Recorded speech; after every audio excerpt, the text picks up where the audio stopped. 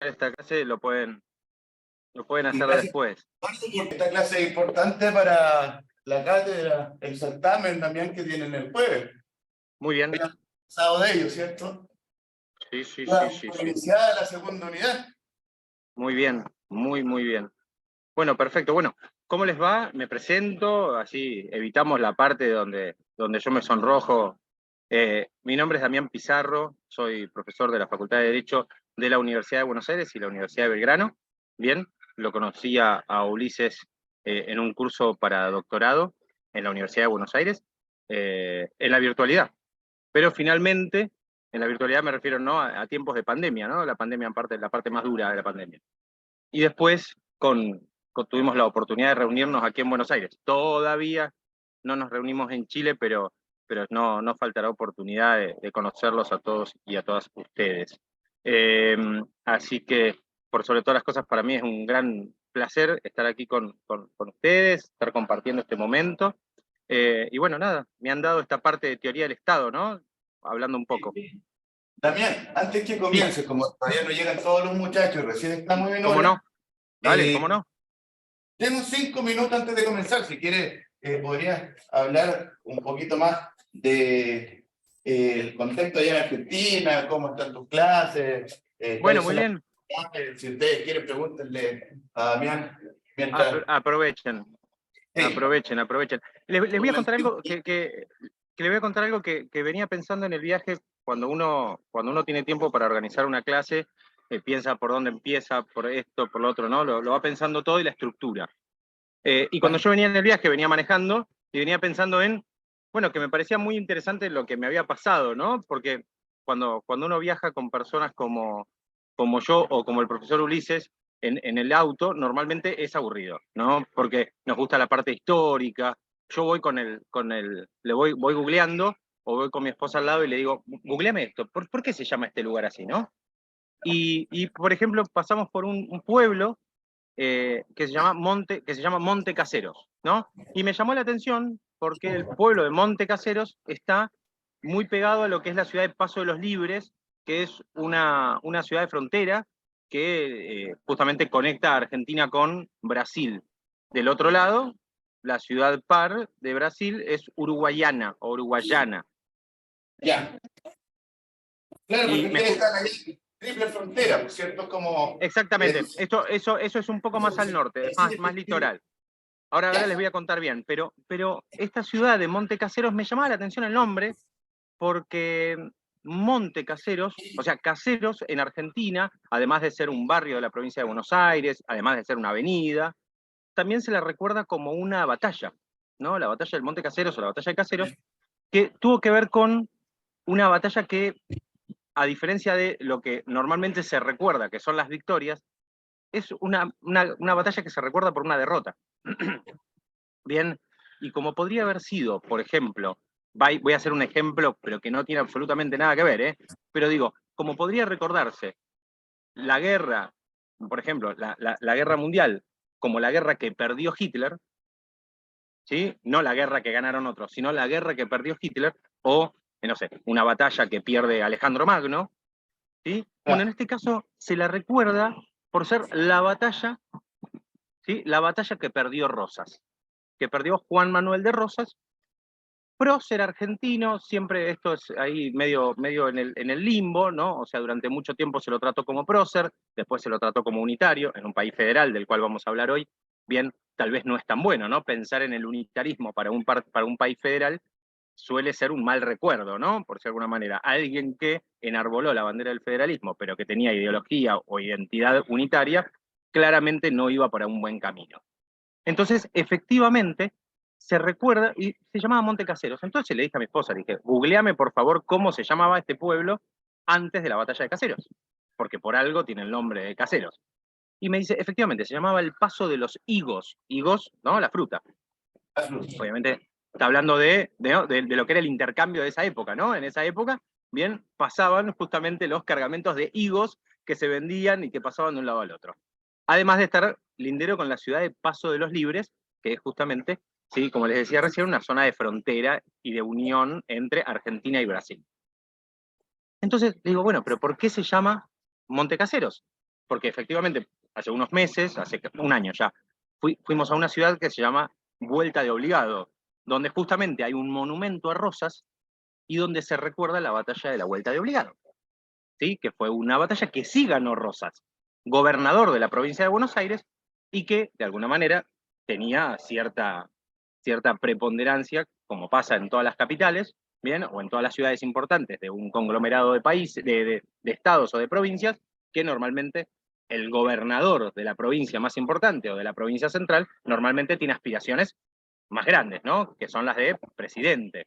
Entonces, cuando él gana la batalla de Vuelta de Obligado, solo le quedaba ganar la batalla de Caseros. La batalla de Caseros la pierde y la batalla de Caseros se convierte de alguna manera en el talón de Aquiles de Rosas. Rosas obviamente nunca llega a ser presidente de la Argentina o del virreinato o de las provincias del Río de la Plata, bien, y efectivamente se queda a mitad de camino como un gobernador y un estratega y un militar muy importante, pero no llega a ser quien de alguna manera unió al país, que después eso se hace muchos años después, ya en 1880, cuando se hace la Unión Federal, ¿no? De todo el país de Argentina. Pero me llamaba la atención justamente que tenga ese nombre. Entonces, haciendo un parandón, y esto sí tiene que ver con la actualidad, así que acá nos volvemos 200 años para acá, porque esto estábamos hablando allá de los 1820, 1830, volvemos acá al 2020, donde hace tan solo 30, 40 años, cuando en Argentina se salía de lo que era la identidad peronista y aparecía lo que era la Revolución Libertadora. Y la Revolución Libertadora, escuchen esos términos, ¿no? ¿Qué era una revolución libertadora? Militares que habían tomado el poder más o menos, bien, y que habían de alguna manera puesto, habían proscripto al peronismo y todo lo que tenía que ver con Juan Domingo Perón, expresidente de Argentina y de alguna manera líder de lo que se llamó el Partido Justicialista o Partido Peronista, lo que en realidad con esta proscripción lo que hacían era cambiar todo lo que tenía nombre peronista. Por ejemplo, si una calle se llamaba Juan Domingo Perón, como pasa en la Ciudad Autónoma de Buenos Aires o en la capital federal de Argentina, bien, la provincia se pasó a llamar de otra manera. Dicho sea de paso, se llamaba Cangallo. Bien, si una escuela se llamaba Presidente Perón, buscaban a un militar o a alguien que se llamara otro nombre, ¿no? Yo fui a una escuela, por ejemplo, que se llamaba Presidente Perón porque era una escuela técnica. Y con Perón aparecen las escuelas técnicas, o mejor dicho, no aparecen, pero sí obviamente llegan a un nivel bien de masividad a nivel nacional con la presidencia de Perón, que aparecen estas escuelas, que eran las escuelas, porque o sea, lo que conocíamos eran las escuelas rurales, ¿no? Pero las escuelas técnicas en mecánica, técnicas en todo lo que tiene que ver con metalurgia y demás, era algo que existía o muy poco o casi no existía a nivel país. Y sí, También, perdón. que te interrumpa, está muy interesante, pero ya tenemos quórum, así que voy a pasar Tenemos la quórum. lista. Sí, para Dale, que perfecto. sí, no, Perfecto. Déjame terminar esta idea nada más. Y sí, acá, mientras vos vas logueándote en UDLA. exacto. Y algo interesante que surge con esto y que creo que asiste no solamente a la situación actual de Argentina, sino también a todas las situaciones de Latinoamérica, y no sé si en el mundo, pero seguramente en Sudamérica, seguro, bien, que es esta famosa, nosotros en Argentina la llamamos grieta, no sé cómo se llamará en Chile, ¿no? Se llamará falla, por decirlo de alguna manera, ¿no? Que divide de alguna manera las aguas y que proscribe, ¿sí? En el buen sentido y en el mal sentido, a la ideología contraria. Bien, entonces, hoy por hoy, el gobierno que está hoy, póngale X, bien, proscribe a la Y, bien, diciendo que todo lo que hizo la Y estuvo mal, o todo lo que, bien, y eso lamentablemente lo que genera es esto, bien, genera, en el tema de las calles genera un cambio de calles, ¿no? Que también es un conflicto, que ahora por suerte eso ya no se hace más, bien, pero por ejemplo en Argentina ahora pasa con los billetes, ¿no? Cuando asumió Macri, lo que hizo el presidente Macri fue sacarle las caras a los billetes y les puso animales, bien, y ahora aparentemente vuelven las caras, bien, vuelven, no importa de quiénes, ¿no? Pero digo, vuelven las caras y se van los animales.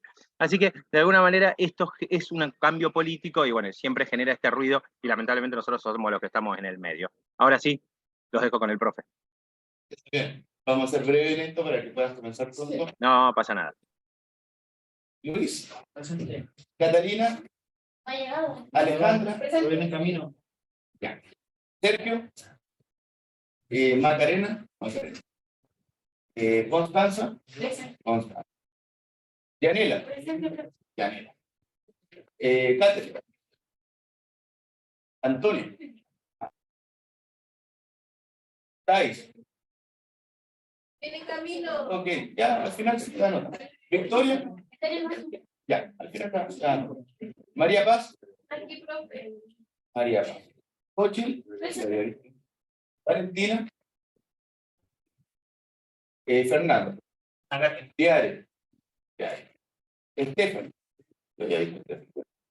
Bárbara, Jacob, Krishna,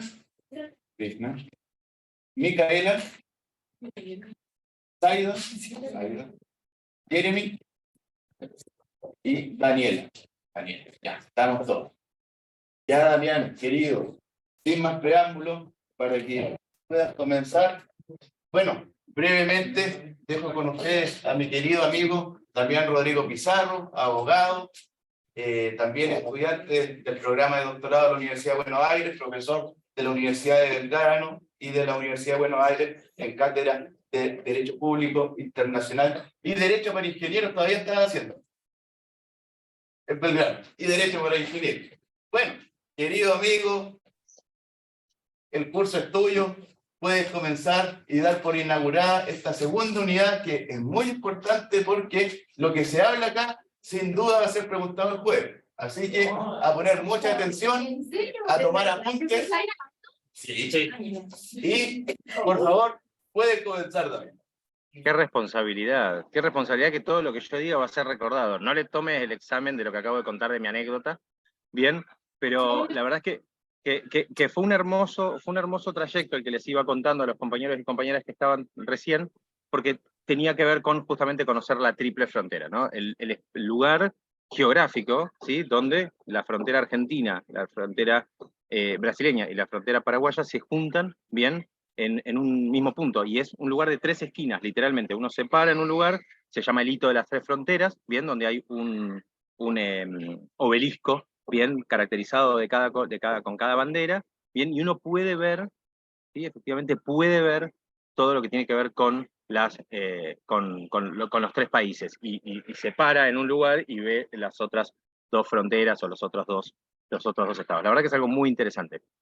Así que les recomiendo, a mí me gustan muchísimo los vértices, ¿sí? Esto tiene que ver con, me gustan mucho los límites de los países, me encanta ver cómo vive la gente ahí, porque en realidad, bueno, un poco la filosofía que manejamos siempre con Ulises, ¿no? Que los límites no son justamente puntos diferentes, sino todo lo contrario, son puntos de unión, son puntos de encuentro.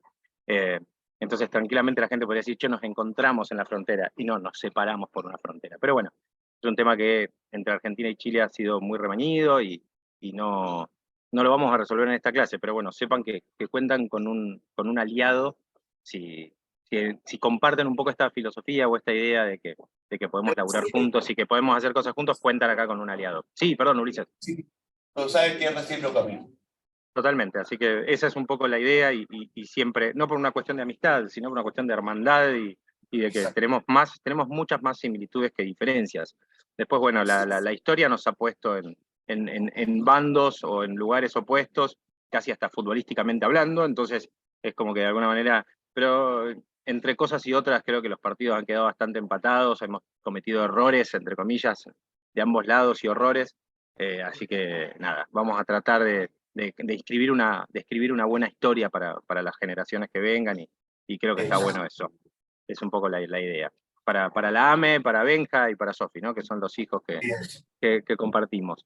Bueno, un poco para comenzar lo de hoy y contarles esto que tenía que ver con, bueno, un poco el principio, ¿no? El principio de todo, que es el Estado, ¿no? Esta pregunta que de alguna manera uno se enfrenta todo el tiempo, porque en realidad las definiciones, los conceptos en sí mismos, chicos y chicas, tienen normalmente una temporalidad, ¿no? O sea, hoy yo defino al Estado de una manera, bien, que es o mucho más amplia o mucho más estricta, bien, o mucho más explicada con cada uno de sus conjuntos o de sus elementos, y es muy distinta a cómo lo habían hecho, o al menos tal vez más ayornada, bien, o comprendiendo cosas que tal vez en su momento no lo hacían, ¿no? La organización de los países, de los estados, de hecho, la noción de país, hoy ya, hace años ya que no hablamos de país, ¿no? Hablamos de Estado, ¿sí? Y país es una cuestión más vinculada con algo más de aprehensión, ¿no? Decir, ah, mi país. Entonces yo me refiero a mi tierra, por decirlo de alguna manera. Pero en realidad ya nadie habla de países. Mis hijos en la escuela primaria hablan de países. Después ya a un nivel universitario, el que dice país, yo lo reprobaría ya directamente, pero no porque uno quiera ser estricto, sino porque en realidad técnicamente es incorrecto, por decirlo de alguna manera.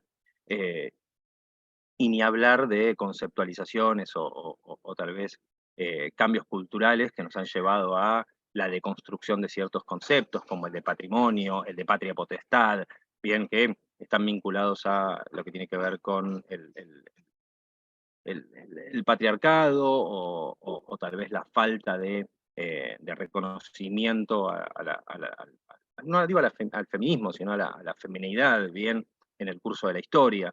En Argentina, particularmente durante los últimos años, ha habido esto que tiene que ver con la reivindicación de ciertas cosas, como así también la reivindicación de ciertas injusticias, entre comillas, o de falta de reconocimiento, y tal vez, en cambio, se han hecho otras cosas, que tiene que ver con contar como el lado B, ¿no? La parte beta de la historia y un poco de todo lo que ha pasado en el transcurso de tiempo. Entonces también nos permitimos ese revisionismo.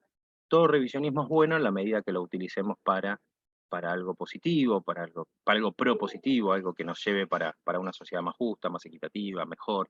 Entonces, un poco que esa parte está buena en la medida que podamos, se podría decir, encontrarle un lado loable y por sobre todas las cosas beneficioso. La clase de hoy yo la pensé y la estructuré en cuanto a lo que tiene que ver con los ejes un poco de que ustedes tienen, no sé, aquí lo llamamos bolillas, no sé cómo lo llaman allá, o temas, bien, que tiene que ver con el Estado, con las formas del Estado, y un poco contarles sobre lo que es la forma de organización, ¿no? De cómo el Estado argentino distribuye el territorio, y que no es el único, obviamente, que lo distribuye de maneras que tal vez no son las más convencionales, ¿bien?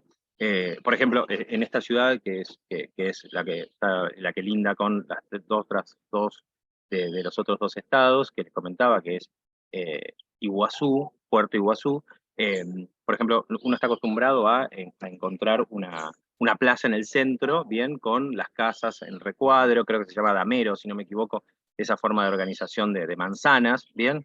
Bueno, Iguazú no lo tiene, Iguazú tiene unas diagonales que son tremendas, unas curvas, bien, que si no fuera por el GPS yo todavía estoy dando vueltas allá desde el primer día. Es imposible para una persona con la estructura mental mía bien poder recordar todas esas diagonales y todas esas curvas. Pero efectivamente, o por ejemplo en la ciudad de La Plata, bien, que es la ciudad que llamamos nosotros la ciudad de las diagonales, en la provincia de Buenos Aires, capital de la provincia de Buenos Aires, también bien tienen las plazas y tienen unas diagonales que salen. Yo sinceramente es una ciudad en la que me pierdo muchísimo. Bueno, eso, porque de alguna manera son distintas formas de organizar algo, ¿bien? Y que ustedes van a cualquier lado, por ejemplo, en La Plata las calles tienen números, ¿no? Entonces, diagonal, y las diagonales también y todo. Entonces, eso les parece súper organizado. Para mí es perderme. En cambio, en Buenos Aires tienen nombres, y para mí, o en Capital, en la Ciudad Autónoma de Buenos Aires, tienen nombres, entonces para mí es mucho más fácil. En la costa atlántica argentina, por ejemplo, la mayoría de los lugares tienen número. Entonces, es de alguna manera distintas formas de organizar y que por costumbre o por eficiencia o por eficacia han quedado de esa manera. Así que no nos sintamos mal si vamos a una ciudad que tiene nombres y demás, o números que es porque a ellos les ha funcionado o simplemente por costumbre les ha ido bien, o simplemente no lo han querido cambiar, ¿no? Pero también es importante los nombres, ¿no? Los nombres que se utilizan, yo qué sé, en Argentina hace poco es como que ha habido esta cosa de querer ponerles nombres que son de tiempos frecuentes, ¿no? Obviamente hay una legislación que habla sobre que solamente se puede poner nombre a una persona o que no esté viva y demás. Bueno, ese tipo de cosas son muy interesantes también para estudiarlas. No estoy tan asesorado en el tema, así que no me voy a meter, voy a salir de ahí, pero ¿por qué una calle no se puede llamar Diego Maradona, bien? ¿O por qué una calle no se podía llamar Diego Maradona mientras Maradona vivía? ¿Por qué todavía no hay una avenida que se llame Messi o una avenida de dos manos que se llame Dibu Martínez? Yo qué sé, no sé, se me ocurre bien un montón de ejemplos. Bien, pero bueno, tal vez algún día estoy caminando por Chile y me cruzo, no sé, por la calle Marcelo Sala, Iván Zamorano, bien, y bueno, y alguna que se llame, no sé, yo qué sé, otra. No me acuerdo de otro jugador. El que me viene a la mente no tengo un recuerdo positivo, así que no lo voy a decir, bien, y de hecho no me cae bastante bien que juega en el Flamengo ahora, pero bueno. Así que bueno, pero efectivamente han habido cambios y han habido modificaciones en este tiempo y que nos han llevado bien a cambiar los conceptos, ¿sí? Por accidentología, ¿no? Porque pasó lo que pasó, bien, por historicismo, o también porque muchas veces fue necesario hacer ese cambio, esa mudanza bien conceptual. ¿Por qué? Bueno, porque efectivamente las cosas se han complejizado, ¿sí? Si hoy le contamos a nuestros padres, a nuestros abuelos, o le pedimos que nos cuenten cómo era la vida de ellos, y la vida de ellos para mí era muchísimo más fácil, o sea, no les voy a mentir. O sea, iban a trabajar, volvían, sí, yo qué sé, comían, sí, y se iban a dormir y así. O sea, no había internet, no había redes sociales, no estaba la obligación de tener que postear algo en redes sociales. Viene el otro día, hablaba con Ulises, me dice, digo, Ulises, hay que hacer esto, que esto, lo otro. Sí, porque hace mucho que no posteamos algo o que no hacemos algo, casi como si existiera la obligación de la exposición. Acá hubo una separación hace poco de una ex de Vicuña que se separó de su pareja actual y nada, y había toda una especie de cosas y aclaraciones, y entonces recién justo llego y la primera cosa que hago según uno, cuando llega a su casa, a pesar de que no la va a mirar, prende la tele, y escucho la trama oculta de la separación, o sea, no solamente ellos se mataron e hicieron todo lo posible para que la publicación salga simultánea, yo no quiero estar más con él, yo no quiero estar más con ella, no hubo ningún tercero en discordia, no inventen cosas, nos seguimos queriendo, que ya hay una trama oculta, bien, entonces imagínense lo compleja que es esa vida, por decir de algún modo, bien, estábamos recorriendo Iguazú y en un momento vemos un alboroto de gente y escucho a alguien que dice, son los de Gran Hermano, o sea, tipo, encima seguimos sacando gente a la vía pública, ¿no? El otro día hablábamos también de que nos teníamos que mandar a argentinos y chilenos mutuamente con Ulises, que estaban ahí invadiendo la televisión chilena y la televisión argentina en su momento, cómo nos hacíamos para devolvernos, ¿no, Ulises? A cada uno de esos próceres. Pero bueno, nada, ese tipo de cosas. Entonces, ha cambiado, se ha complejizado. Entonces, también las conceptualizaciones, ¿no? Entonces, cuando uno pensaba en el Estado, decía, bueno, ¿qué es el Estado? Bueno, es una nación jurídicamente organizada y demás. Bueno, lo cierto es que hay, mejor dicho, libros, historias, bien, solamente de la palabra Estado, bien, hay bibliotecas enteras de cómo explicar el Estado, bien, a mí me gustan algunas que, no me caso con ninguna, desde ya me gustan varias, ¿sí? Y una de ellas tiene que ver con definirlo como una organización política, ¿no? Digo, el Estado, una forma de organización política, justamente que tiene un poder administrativo, ¿sí? Y soberano, bien, y que se aplica sobre una zona, sobre un espacio territorial. Ya sé, estoy dando una explicación que es para Doña Rosa, como decimos acá, ¿no? No es muy jurídica todavía, pero bien, es una organización política, ¿sí? Recae sobre un determinado territorio, eso es súper importante, ¿sí? Porque esa soberanía territorial es la que nos va a dar a nosotros los límites, bien, si no estaríamos en un super archi mega hiper problema, bien, y de hecho los problemas limítrofes que hay justamente tienen que ver con el sobrepasar esas soberanías y sobrepasar esos territorios. Bien, algún día le vamos a tener que explicar a nuestros hijos cómo, o sea, por qué Estados Unidos está pacificando, no sé, Irak o Afganistán o el país que sea, ¿no? O por qué fuerzas de Rusia entran a Ucrania para decirle a Ucrania que no tiene por qué ingresar a la OTAN. O sea, de alguna manera, ¿cómo le explicamos, ¿sí? A los que de alguna manera poco saben, lo poco que sabemos para tratar de entender ese tipo de locuras, ¿no? Porque la verdad es que parecen a veces cosas muy, muy, muy, muy locas.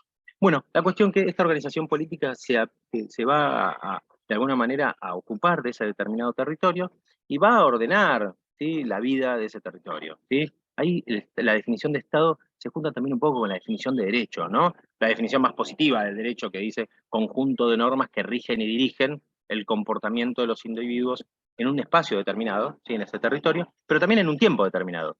¿Sí? También hay una cuestión que es temporal, volviendo un poco a lo que decíamos antes. ¿Sí? En Argentina la temporalidad es muy importante, les puedo decir que, o sea, desde la edad, bueno, ustedes la temporalidad, por ejemplo, ahora cambiaron el horario, lo cual para nosotros, para Ulises y para mí fue un alivio porque nos permitía a mí llevar a los chicos a la escuela y llegar en horario a clase, ¿bien? Pero si no hubiese sido un lío, o hubiésemos tenido la misma hora y demás. Entonces, ese tipo de cosas, la temporalidad el tiempo, ¿no? Haber ya creado el tiempo ya fue un gran problema. Hay una canción de un cantante argentino que dice, el tiempo, cruel invento sabandija, dice. Bueno, mal invento el tiempo, medir el tiempo, creo que para los que llegamos tarde siempre, y los que pensamos que la puntualidad es una ladrona del tiempo, efectivamente es una mala idea medirlo. Pero la Llegaste temporalidad es la... a la hora. ¿Cómo? ¿Cómo, perdón? Llegaste a la hora. No hay, Ah, sí. no hay 40 que ya estaba acá, así que no, no Muy fue bien. tan así. Bueno, pero entonces, el tema de la temporalidad es lo que nos da a nosotros también la posibilidad de decir, bueno, esto es legal ahora, pero antes no lo era. ¿Sí? Yo me acuerdo cuando viajamos a Uruguay por primera vez con mi esposa, después de la legalización del consumo de marihuana en la vía pública, y me acuerdo que a pocos años de el matrimonio entre personas del mismo sexo en Argentina y demás, siendo uno de los primeros países en haberlo hecho, y lo mismo Uruguay en cuanto al consumo de marihuana en la vía pública, bien, y la administración de la venta de marihuana, bien, fue bajar en Uruguay, caminar, y en un momento me acuerdo que íbamos con mi esposa, con mi hijo en un cochecito, bien, o sea, estamos hablando pareja heterosexual con niño, sí, blanco, se podría decir, ¿no? O sea, tipo, cumplíamos con el estereotipo bien más estricto, por decirlo de alguna manera, bien, y adelante nuestro iban dos chicas, dos mujeres de la mano, con un niño, bien, y las dos iban fumando marihuana, ¿no? Entonces dijimos, tipo, fue como un choque cultural, un choque legal que hubo entre nosotros, ¿no? Porque en un país donde el matrimonio entre personas del mismo sexo no estaba necesariamente legalizado, pero obviamente no había ningún tipo de problema en que lo hagan, bien, estaban consumiendo marihuana y nosotros, tipo, veníamos como, caíamos con todo el estereotipo. Entonces, la verdad es que, por eso yo siempre digo que los viajes, el turismo es definitivamente es cultura, hay que viajar para este tipo de cosas porque es algo fantástico. Entonces, automáticamente fue como decir, wow, mirá eso. O sea, nosotros no, es como que nos sorprendimos, nos alegramos y nos horrorizamos porque la verdad es que esto de estar consumiendo marihuana con los nenes, o sea, yo no me alejo a mis hijos cuando alguien está fumando un cigarrillo convencional. Así que imagínense en ese momento lo que generó para mí en el año 2015, si no me equivoco, bien ver esa situación. Era como un todo, era como una Inception en el momento, ¿no? Era como la patada de Inception. Pero bueno, entonces, volviendo un poco a esto, ¿no? Digo, la temporalidad es un dato súper relevante, es un aspecto bien normativo y es un aspecto bien de las conceptualizaciones, bien súper importante y que vienen un poco a habituarnos, a ubicarnos, perdón. Nos ubican en tiempo, nos ubican en espacio, nos ubican en el territorio y nos ubican en esa temporalidad. Bien, también el Estado a la hora de agregarlo, se puede decir, de incluirlo, bueno, a veces se utilizan como elementos que tienen que ver con la sociedad humana. Bien, pareciera como que hace mucho tiempo era importante que quede claro que solamente los humanos eran los capaces de incluir o formar parte de un Estado. Bien, bueno, les cuento, en Argentina los animales, bien, son personas no humanas, bien, así que si decimos que el Estado es un conjunto de personas, bueno, estaríamos incluyendo también a los animales. Algo que con Ulises hemos hablado hasta el cansancio, ¿no? De esto de tomar a los animales como personas, por más que son personas jurídicas, ¿no? Reconocidas jurídicamente, pero no humanas, ¿no? Entonces eso trae también otro estallido, ¿no? Otro sinfín de posibilidades, modificaciones normativas y demás. Entonces, se entiende entonces como al Estado como una sociedad humana, bien, que está establecido en un territorio, bien, que está estructurada y regida por un orden jurídico, este conjunto de normas que les comentaba antes, bien, y que este conjunto de normas va a ser justamente estructurado y regido, bien, perdón, creado y aplicado, bien, y sancionado por el poder soberano. Bien, y acá un poco esto de dónde surge la soberanía, ¿no? Hemos escuchado conceptos de soberanía por doquier, desde ya, bien, y a la hora de analizar el derecho internacional o el derecho de la integración o el derecho supranacional, lo primero que nos ponemos a pensar en qué pasa con la soberanía, ¿no? Porque la soberanía se entiende como que es algo indivisible. Nadie dice soy un poco soberano, ¿bien? A mí me encanta la frase esa de soy dueño de mi silencio, no, ¿cómo es? Dueño de mis palabras y soberano de mi silencio. Y Y soberano de mi esclavo del silencio. sistema. Sí. Algo así, pero entonces digo, pero nadie dice soy un poco soberano y un poco no. Bien, normalmente la soberanía es una. Bueno, con el derecho internacional se empezó a cuestionar el tema de la soberanía. Con el derecho de la integración, ya directamente, ya lo pusimos se puede decir, debajo de la lupa. Y con el Estado supranacional o con la supraestatalidad de la Comunidad Andina de Naciones, por ejemplo, o con algunas cuestiones que tienen que ver con el Mercosur para los Estados miembros, o lo que es la Unión Europea, justamente ahí caímos, se podría decir, o avisoramos que el concepto de soberanía ya de alguna manera estaba discutido, o al menos esa integralidad o esa absolutez, ¿sí? De decir, bueno, es único y es indivisible. Bueno, claramente no.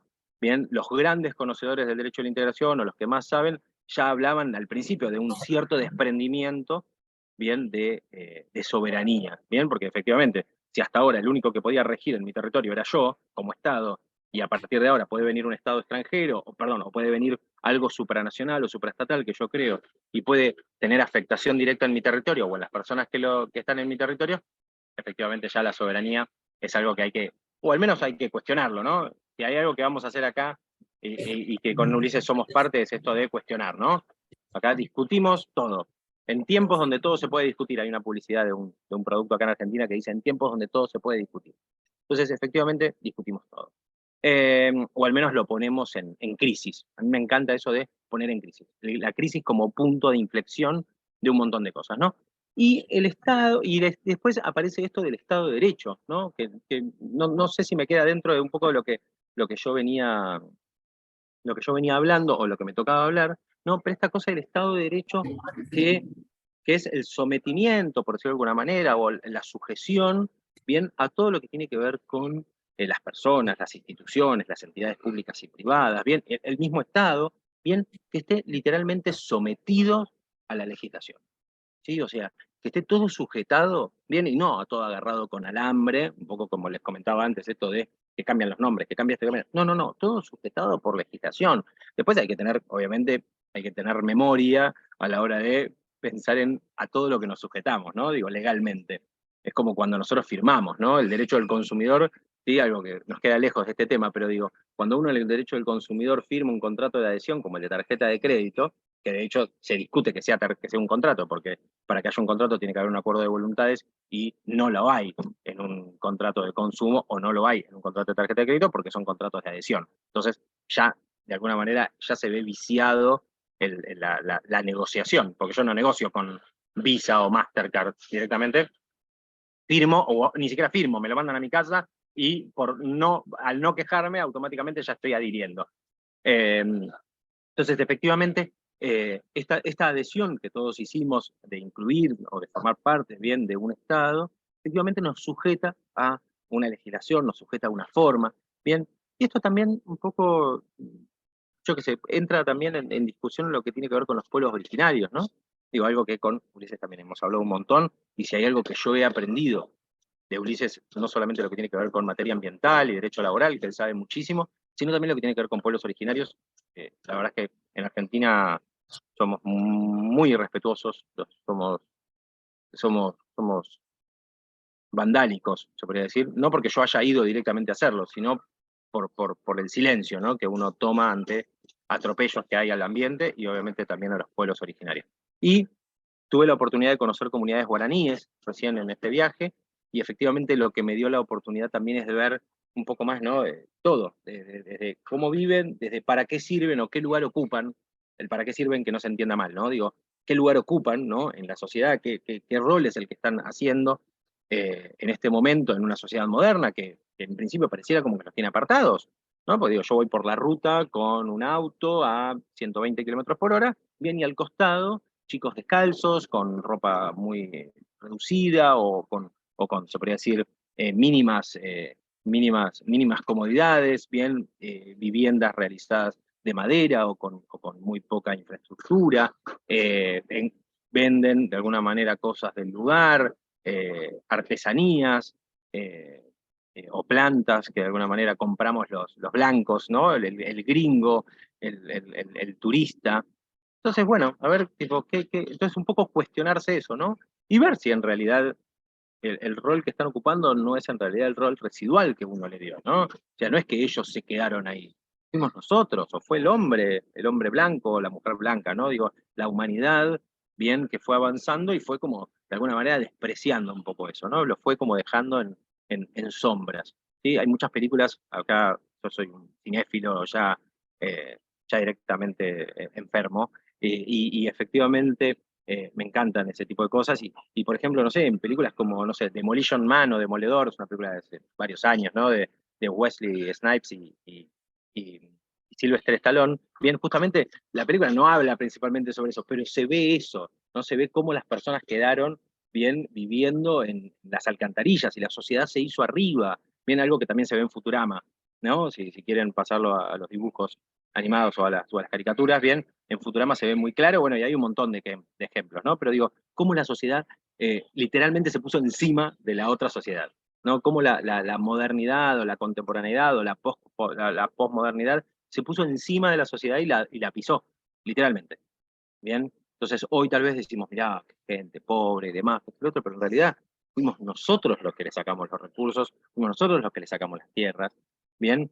Y bueno, nada, entonces hay una cuestión también. Entonces, fijarse o revisar un poco el concepto de Estado y ver también qué rol uno le adjudicó, le dio, ¿bien? O le quitó, ¿sí? A las comunidades originarias, ¿sí? Y que para tal vez generar un concepto de Estado de Derecho, bueno, habría que haber incluido eso, ¿no? También. Ya, cuando uno habló de todas las personas, se refería a todas las personas, no solamente las personas bien que vestían, ¿sí? O que usaban ropa, se podría decir, de ropa moderna, ¿no? Ropa de los outlets, bien ropa de los malls, sino también la gente que está ahí al costado de la ruta, ¿no? Que está al costado del camino, o que lo dejamos al costado del camino. Entonces, todas estas personas, instituciones, entidades públicas y privadas, el mismo Estado, ¿no? Como entidad, eh, como sujeto de derecho internacional y de sujeto de derecho público, está sometido justamente a leyes que se promulgan mediante ¿qué? Mediante la publicidad, ¿sí? Ahí aparecen los principios republicanos, bien de publicidad de las normas, y por sobre todas las cosas que se deben hacer cumplir siempre en términos de igualdad. Entonces, todos estos conceptos son importantes. Si tuviera que hacer como una especie de red conceptual, bien, pondría personas, pondría instituciones, ¿sí? Públicas o privadas, ¿sí? Estados, eh, pondría leyes, ¿sí? Eh, pondría los principios jurídicos, ¿no? Que tienen que ver con la legalidad, la publicidad de los actos, eh, y también, obviamente, lo que tiene que ver con esta necesidad de compatibilidad, ¿no? Que no aparece, obviamente, ¿no? En una definición o en una red conceptual, ¿no? Pero hay que compatibilizar todos estos elementos, ¿sí? Por eso hablé de una red, ¿no? Todo esto está interconectado. No podemos ver los elementos del Estado, no podemos ver ni los elementos del Estado de Derecho, ni de nada, como un conjunto de elementos que no interactúan entre sí y que no se necesitan. Las conceptualizaciones orgánicas, pensar que todo es un órgano humano y que si uno falla, todo falla y demás, han quedado un poco en desuso, bastante en desuso, y normalmente la biología ha llevado a que el análisis de las cuestiones públicas, las cuestiones, perdón, públicas, no, las cuestiones legales y demás, nos han llevado a caminos bastante complejos, ¿no? Entonces, siempre pensar que todo es un cuerpo orgánico, un cuerpo humano, es un riesgo.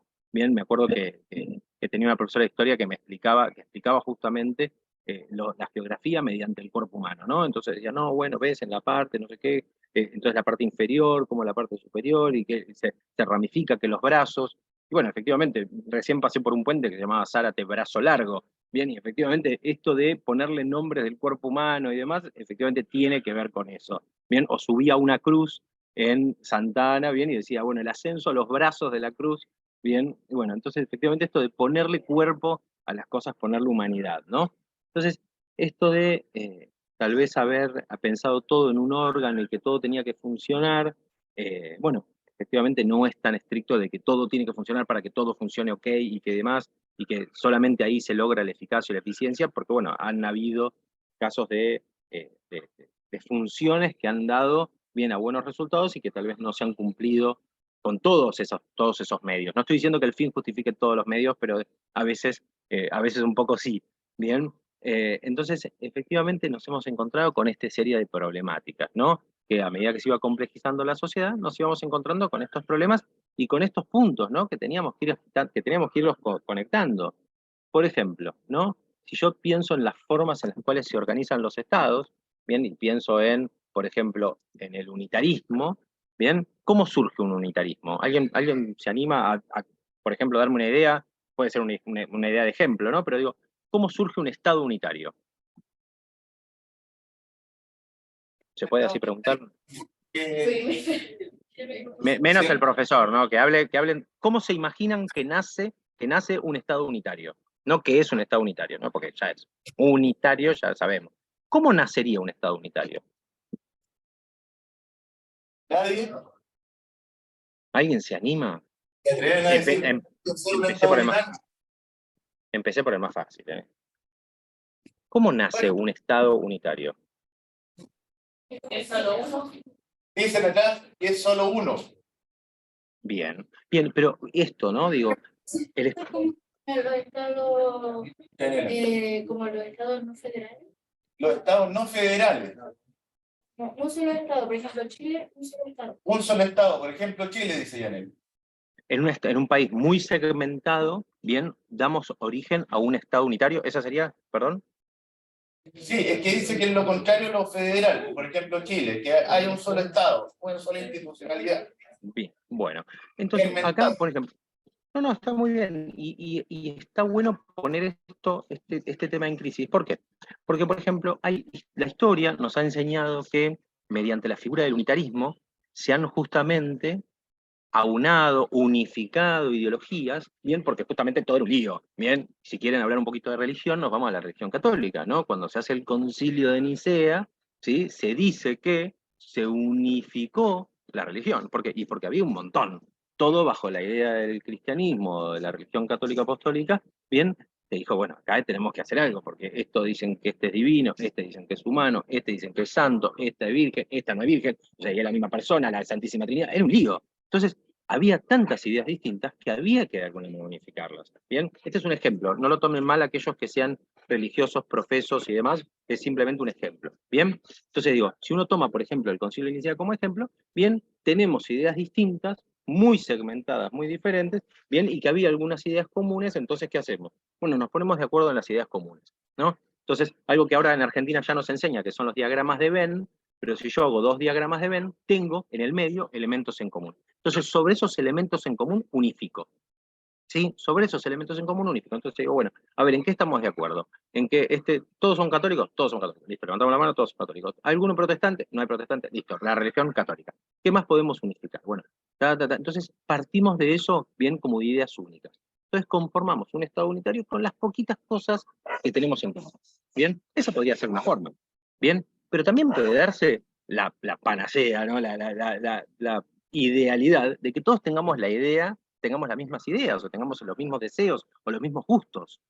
¿Bien? Entonces, el centro de poder, la verdad es que es bastante fácil. No digo que sea bueno que todos tengamos la misma idea, desde ya. ¿Sí? O sea, no estoy diciendo que la universidad sea mejor que la diversidad, desde ya, todo lo contrario. Pero, digo, en las situaciones en las cuales ¿no? estamos todos de acuerdo, es mucho más fácil.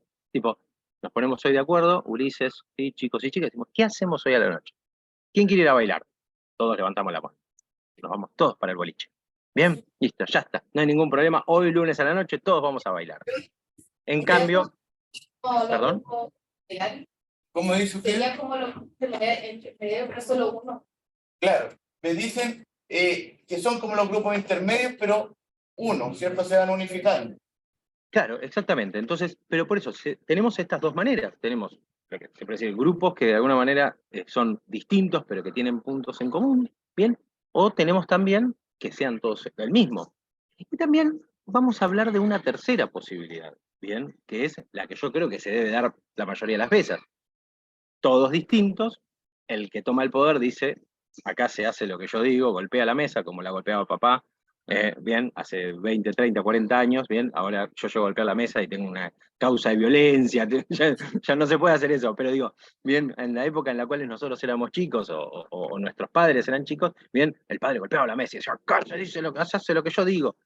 Bien, y ahí comenzaba el Estado unitario. Bien, ahí comenzaba, es decir, el que detentaba el poder, el que detentaba los elementos de producción, el que detentaba las herramientas más importantes de ese tiempo, que eran las armas, bien, efectivamente era el que marcaba el rumbo y el que decía cómo se hacían las cosas. Entonces yo creo que para armar un unitarismo necesitamos, o pueden darse estas tres posibilidades. Bien, muy distintos pero parecidos, ¿sí? Muy parecidos, nada distintos, bien, o alguien que de alguna manera ante la diferencia y ante la diversidad unificó y dijo, acá, vamos por acá, y listo. ¿No? Puede haber un montón de posibilidades y no nos daría la clase para hablar de todos los ejemplos. Pero a mí se me ocurren esos tres. Bien, entonces, ¿qué es un Estado unitario? Es un Estado en el que existe un centro, ¿sí? Un centro de poder político que justamente entiende que todo ese accionar y que todas las reglas y que todo lo demás, y todo lo que debe llevarse a cabo bien, y estoy hablando de los objetivos del Estado, bien, las cuestiones administrativas, las cuestiones legales, bien, todo eso, ¿sí? Mediante sus distintas unidades locales, ¿no? Administraciones más pequeñas y demás, todo va por un mismo camino, va todo, ¿sí? En ese mismo sentido. O sea, desde que comenzó la vida estatal, bien, estamos hablando de muchísimo, muchísimo tiempo atrás, bien, no había, eh, no había siempre la misma realidad, o sea, no había siempre una única idea, pero lo que se pensaba era que justamente el Estado unitario resolvía esos problemas. Hoy, en una sociedad súper diversificada, bien, donde todos nos peinamos distinto, no combinamos colores, bien, algunos llegamos tarde, bueno, yo qué sé, no sé, algunos usan corbata y otros no, bien, yo siempre que lo veo a Ulises está bien vestido, está con corbata, está con una camisa impecable, todo, yo siempre estoy con remera, estoy despeinado, bien, entonces, y sin embargo podemos estar muy de acuerdo, pero claramente no cumplimos mismos estamentos, no vamos para el mismo lado, yo qué sé, no sé, no opinamos lo mismo de diferentes cosas, pero sin embargo los dos queremos la paz, queremos la hermandad, queremos compartir derechos, queremos compartir clases, bien, y sin embargo somos bastante distintos, bien, ¿y eso por qué? Bueno, porque efectivamente hemos logrado, se puede decir, aceptar, ¿sí? Ni siquiera es tratar de entender, ¿no? Esto es importante, no hay que entender al otro, hay que aceptarlo. Bien, podemos aceptar al otro sin entenderlo, no hay problema. Entonces, hemos aceptado nuestras diferencias y eso nos ha llevado a esta paz perpetua, probablemente. Entonces, ojalá que sí sea, ¿no?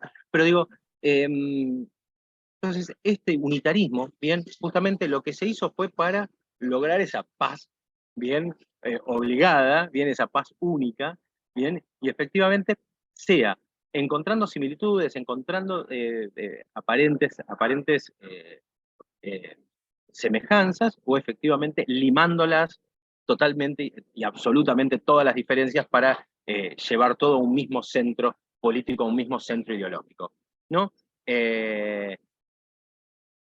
Estos estados unitarios han fracasado normalmente, estamos hablando de unitarismo pleno, ¿no? Y ha quedado siempre su éxito relegado a lo que llamamos los microestados, ¿no? O sea, países o estados muy pequeños, ¿no? Como es la Ciudad de Vaticano, como es, no sé, como es Mónaco, tipo, son lugares así, son principados casi, bien, y que tienen problemas, que tienen otros problemas, que son problemas de jurisdicción y demás, como puede verse en la película en la saga del Código Da Vinci, por ejemplo, la saga del Código Da Vinci, donde no vemos que de alguna manera el tema del Vaticano es un problema y les cuenta un poco que la Guardia Suiza, que la policía, además, un ejemplo que una vez tomamos en una clase que hemos dado con Ulises, bien para diferenciar o para encontrar semejanzas entre la ciudad de Buenos Aires y la ciudad del Vaticano, bien, justamente era esto, ¿no? Encontrarle cómo, se puede decir, el unitarismo había resultado para ciertas cosas, pero también generaba conflictos jurisdiccionales.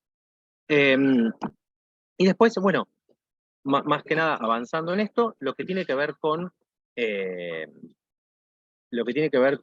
lo contrario, o lo que está en la vereda opuesta, ¿no? Que es el federalismo, ¿no? Ya con la experiencia del unitarismo, ¿cómo surgiría un Estado federal? Acá pareciera como que es más fácil. ¿Cómo surge el Estado federal con esta experiencia del Estado unitario? ¿Algún ¿Cómo surgiría un Estado federal? Lo contrario ¿Cómo al surgiría un unitarismo. Estado federal? Claro, Son hace un rato.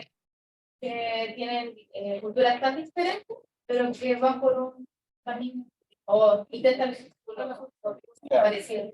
Claro.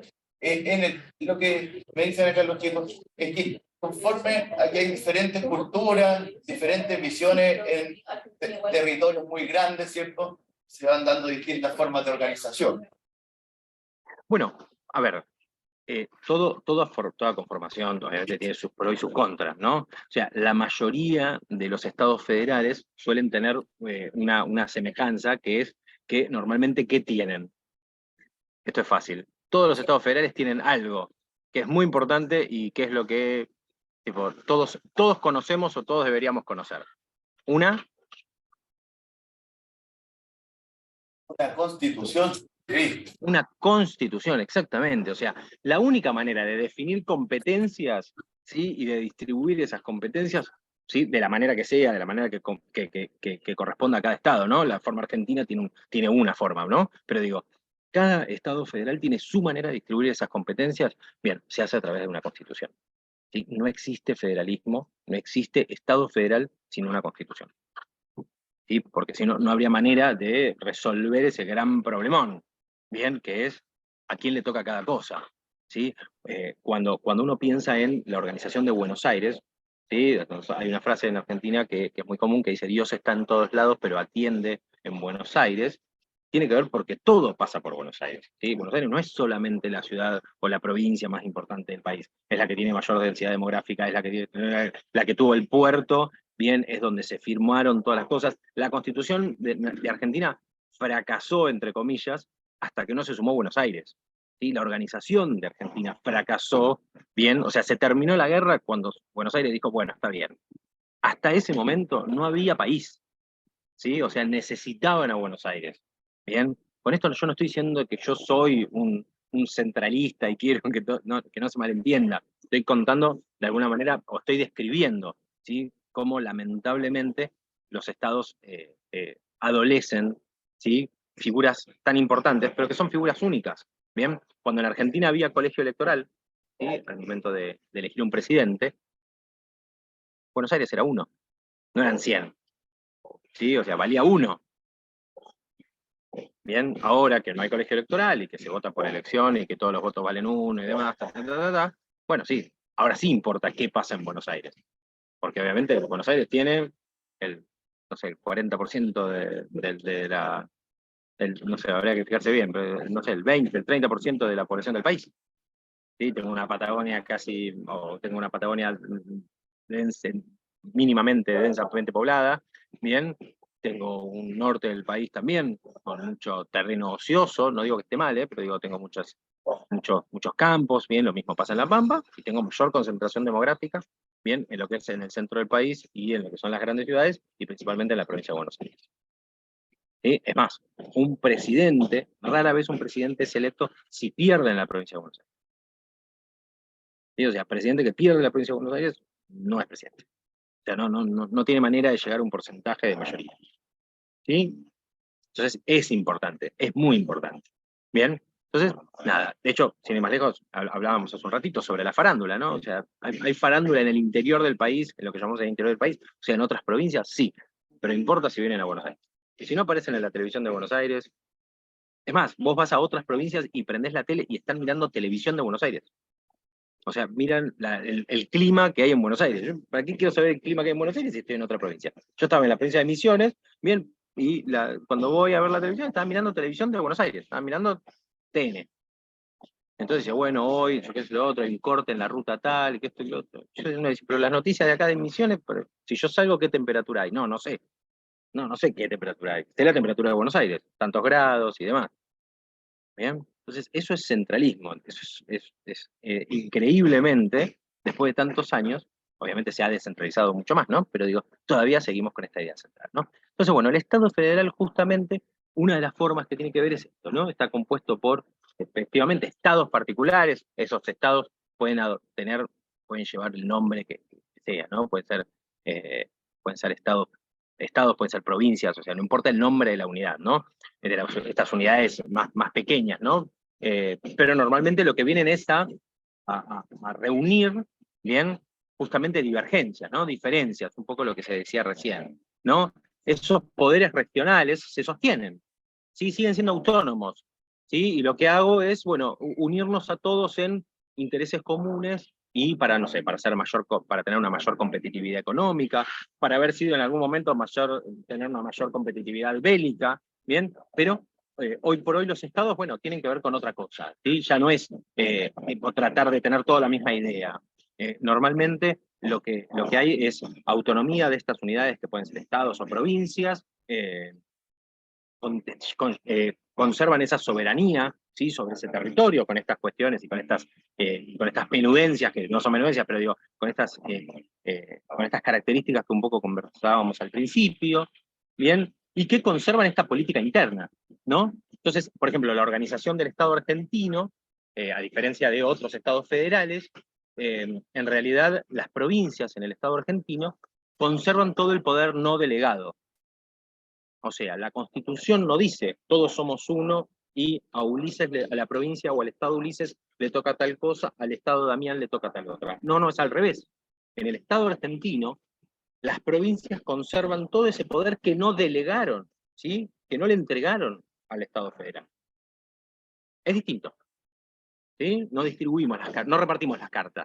Acá fueron las provincias las que le dijeron, toma, esto es para vos. Esto es como cuando yo le digo a mi hija que está comiendo un pedazo, que está comiendo un alfajor, una golosina o algo, y le digo, ¿me das un pedacito? ¿Sí? Acá yo no le dije, toma, esto es para vos. Acá mi hija me dice, no, toma, mira, esto es mío. Toma, y me da así. ¿Sí? O cuando te dan de tomar que te aprietan el sorbete. Ya no compartimos sorbete después de la pandemia, pero digo, ¿no? Cuando te dan de tomar que te apretaban el sorbete para que no tomes la patilla. Bien, esto parecido. Bien, yo le digo a mi hija, ¿me das un pedacito? Y me dice así. Me hace así. Las provincias hicieron eso. Las provincias entregaron, sí, pero conservaron principalmente todo aquel poder delegado. Todo aquel poder no delegado. ¿Qué significa eso? Bueno, que todo conflicto entre provincias lo va a resolver el Estado federal. Que todo tema de límites entre los estados, entre las provincias contra los estados, lo va a resolver el Estado federal. ¿Sí? Todo conflicto que sea puertas adentro, todo impuesto que sea puertas adentro, toda cuestión, impuesto es como la palabra que resuelve todos los problemas, o desde donde se analiza todo, ¿no? El puerto argentino, el puerto de Buenos Aires, mejor dicho, bien, justamente fue lo que resolvió un montón de conflictos que había, o que generó un montón de conflictos, y que después se resolvieron a través de eso. ¿Sí? Bueno, está bien, vos quédate con el impuesto tal. El impuesto tal se creó para que no haya conflictos entre el Estado federal y la provincia de tal. ¿Sí? Hace poco hubo un conflicto de coparticipación de la Ciudad de Buenos Aires. Sí, perdón. No, solamente para avisar que quedan 5 minutos y tenemos que hacer Bueno. con el horario. Pero vamos bien, ¿no? Estamos bien, sí, digo, sí, estamos bien. Bien, entonces, el Estado federal justamente argentino surge, bien, cuando era la autoridad, era la monarquía, cuando la monarquía española llega a su fin, bien, y en lo que se llamó en el virreinato del Río de la Plata, ¿sí? En el virreinato, ¿sí? Virrey, del Río de la Plata, justamente se surge el Estado argentino, bien, y se disgrega en diferentes unidades políticas, y se produce lo que tiene que ver con este reparto de competencias, o al revés, ¿no? Esta atribución de competencias, o esta delegación de competencias. Bien, ¿cuál es la diferencia entre el Estado federal y lo que pasa en Argentina? En Argentina, nosotros tenemos provincias se podrían llamar estados, pero se llaman provincias, porque en España se llaman provincias, bien, entonces viene de alguna manera un poco la identidad por eso, ¿no? Y segundo, lo que tenemos también es que la Ciudad Autónoma de Buenos Aires, también conocida como Capital Federal, bien, la Capital Federal está dentro de lo que es la provincia de Buenos Aires. No es la provincia de Buenos Aires. Un pedacito de la Capital Federal, bien, un pedacito de la provincia de Buenos Aires es lo que llamamos la Ciudad Autónoma de Buenos Aires. Bien, esto es un lío jurisdiccional, bien, que no llegamos hoy a contarlo y demás, pero lo cierto es que cuando uno ve todo el mapa de la provincia de Buenos Aires, dice, ah, mirá, esto es Buenos Aires. Sí, pero todo se concentra no solamente en la provincia de Buenos Aires, sino que todo se concentra en una unidad muchísimo más pequeña, que es la Ciudad Autónoma de Buenos Aires, ¿bien?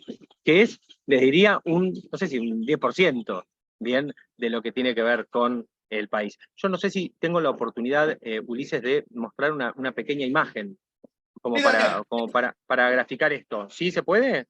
Comparte pantalla nomás. Bien, perfecto. ¿Tienen que? ¿Puedes? Sí. Ya va, miren, es algo muy rápido, pero quiero para que entiendan lo que les estoy diciendo. Bien. Miren esto. Bueno. A ver si se ve bien. Todo esto es el mapa de la provincia de Buenos Aires. Voy a bajar para que lo puedan ver. Ahí está. Esto es la provincia de Buenos Aires. Esta es la provincia, ¿ven? Todo esto es la provincia de Buenos Aires. Bien, acá está la... El sur.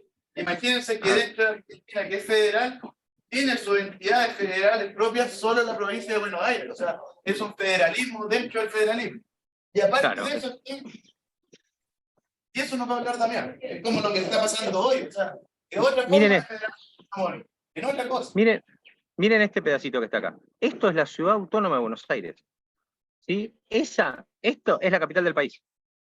Este circulito rojo que está acá.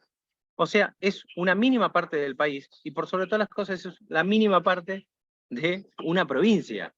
Bien, ahí se concentra no solamente todas las entidades del Estado federal, bien, mapa Argentina, les voy a mostrar así lo pueden ver, bien, para que lo vean mucho más gráfico todavía. Este es el mapa de Argentina, bien, y en el mapa de Argentina, justo elegí una que era muy chiquita, pero digo, en el mapa de Argentina, que esto que está acá es la provincia de Buenos Aires, ¿sí? La Ciudad Autónoma de Buenos Aires es ese puntito chiquitito que está acá arriba. O sea, imagínense, estas son provincias argentinas, o sea, cada una tiene su propio sistema jurídico, su propia legislación, su propio parlamento, digamos, ¿cierto?